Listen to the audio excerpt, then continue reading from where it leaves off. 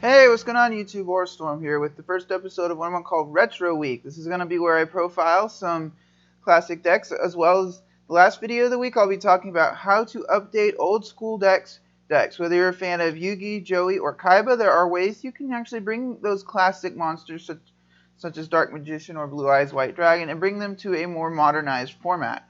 But today I'm going to be profiling what's called GOAT format. If you don't know what GOAT format is, basically it's just the 2005 format ban list where you play with that particular ban list and you use that. So if you'd like to see what the GOAT format ban list looks like, you can check it out on YGOPro Salvation. It actually has, as I mentioned in a video previously talking about Salvation, it actually does have a GOAT format ban list. So if you'd be interested, I will have a link in the description of a video where I talk about a little bit about Salvation, and if you'd like to check it out. And I'll also have a Teledad deck profile later this week, which is another one of Yu-Gi-Oh's famous formats. So anyways, stay later for that. So let's get to the deck profile. So first, you have one copy of BLS. It was still legal at 1 during this format, so usually just played 1. It's a really good card. One copy of DMOC, or Dark Magician of Chaos.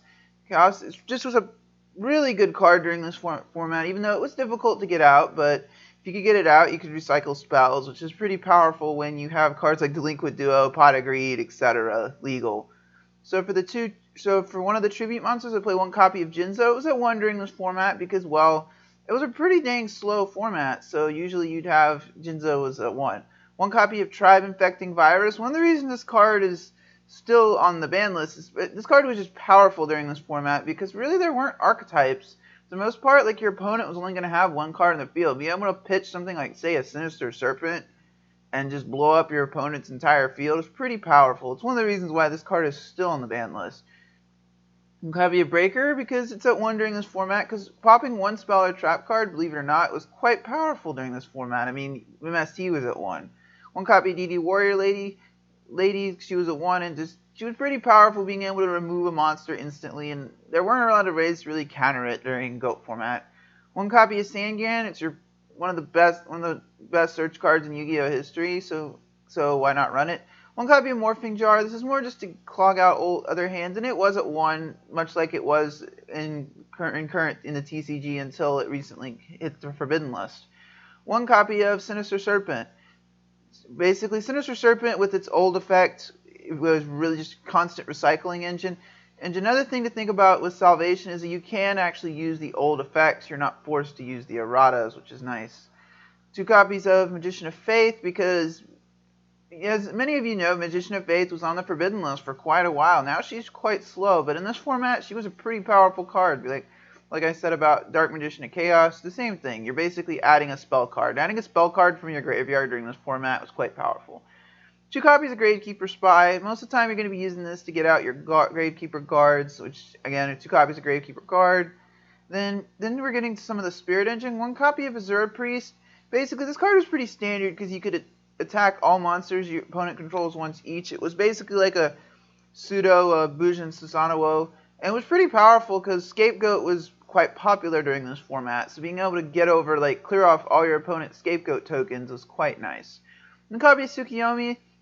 Believe it or not, this card was actually on the ban list for quite a long time because, like, being able to book a moon something is quite powerful, but for most of the time, most GOAT format decks, 1 is good enough.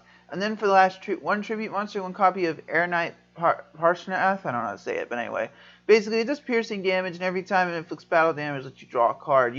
Usually that's the typical GOAT format lineup. Then so we're getting to the spells. It's a total of 18 monsters. So 1 copy of Heavy Storm. It was at 1 during this format. So one thing you have to think about with GOAT format, be careful setting that back row, because you're setting yourself to go minus with Heavy. 1 copy of Delinquent Duo. Basically, this is like Mind Crush on steroids. Basically, you pay 1,000 life points, you randomly discard 1 card from their hand, and then they have to discard another card. Like, it's just like Mind Crush on steroids. Really good. 1 copy of Pot of Greed. It was a wonder in this format, and you can recycle it with Magician of Faith and draw more cards. 1 copy of Graceful Charity. It was still legal during this format, so you can typically, you're going to want to pitch a Sinister Serpent with one of their discards. 1 copy of Snatch Steal. Snatch Steal was even more powerful during this format because Book of Moon was at 3, so you could Book of Moon your Snatch Steal monster you Snatch Stole and hang on to it to keep it from getting heavied or MST'd, so that was quite powerful. One copy of MST. It was at 1 during this format, which is weird considering Heavy was also at 1. But I guess it was quite powerful because a lot of there's so many spells and trap cards that would steal things. So having MST at 1 was kind of important. 2 copies of Nobleman of Crossout. This card was at semi-limited because you had so many flip effect monsters during this format between like Magician of Faith, Gravekeeper Spy, and those. So like having Nobleman at 2 was probably necessary during this format. 1 copy of Premature Burial. This card is basically sort of like a pseudo Call the Haunted for this format. But one of the reasons this card is still at 1 is because because it doesn't have the same text as Call the Haunted. It'll stay on the board. Basically, if they pop this, you get to keep the monster. So it's one of the reasons why. I think one of the reasons why it's at 1 because it doesn't have is that it doesn't have the leave the field text similar to some Call the Haunted. 2 copies of Metamorphosis. This is to bring out. You can actually tribute your scapegoat tokens and then bring out your Thousand Eyes Restrict. That's what it's for. This card has been on the ban list for quite some time. I think it hasn't even gotten updated text printing because of that. It's been banned for so long. 3 copies of Book of Moon because it's still an amazingly good card even today. And having it at 3, I mean, why would you not run 3? 2 copies of Scapegoat. You don't really. I tested 3 and I really didn't like it. Like 2 is more than enough. Like you don't really, because you don't want to be having multiple copies of Scapegoat in your hand. You don't want cloggy hands. Then now we're getting the trap lineup. It's a pretty spare trap lineup. So 1 copy of Trap Step Shoot. This is basically like similar to Delinquent Duo. It's like a Mind Crush on steroids. When they have 4 more cards in their hand, you can choose 1 monster card in their hand and shuffle it back into their deck. So it's basically a way more powerful version of Mind Crush. It does the same thing Mind Crush. That's one of the reasons why when Mind Crush came out, it wasn't really used because this card was legal. And discarding a card was not something many people were willing to risk, especially when you could run Trash Step Shoot.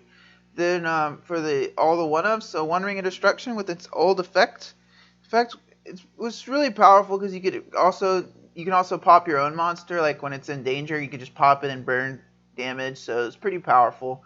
1 copy of the Call of the Haunted, similar to Premature Burial. This is basically like your special summoning engine. Copy of Mirror Force it was at 1 during this format. It's because it was just amazingly good. 1 copy of Torrential, and then lastly 1 copy of Magic Cylinder. Now the extra deck is pretty spare because during GOAT format, most of the time, like during this particular format in Yu-Gi-Oh history, like the extra deck didn't even have a size limit because most of the time people just toss cards in to fill it out. Until the Synchro era, we never really had a limited extra deck, but you really don't need more than a couple copies of Thousand Eyes Restrict. So basically, you're in a special summon this off of Metamorphosis, which that's one of the reasons why Metamorphosis is currently banned, because there's so many good monsters you can summon off of Metamorphosis. But Thousand Eye Restrict is an incredibly powerful card. In fact, you could Metamorphosis in one of your Scapegoat tokens and get this out. The fact that you could steal your opponent's monster and they can't. And the other part is they can't change battle positions. They've got to sit there and stare at this thing. And they can't change any of their stuff's battle position, so it's quite powerful. Nowadays, I'm surprised it's still on the ban list, but I think eventually it will come off the list. So anyway, guys, it comes to the end of the deck profile today. So I hope you enjoyed. I always appreciate it when people watch my videos. Tune in on Tuesdays and Thursdays and Fridays for more Yu-Gi-Oh content. Also, if you like what you saw from this video, please subscribe. This is Storm signing out.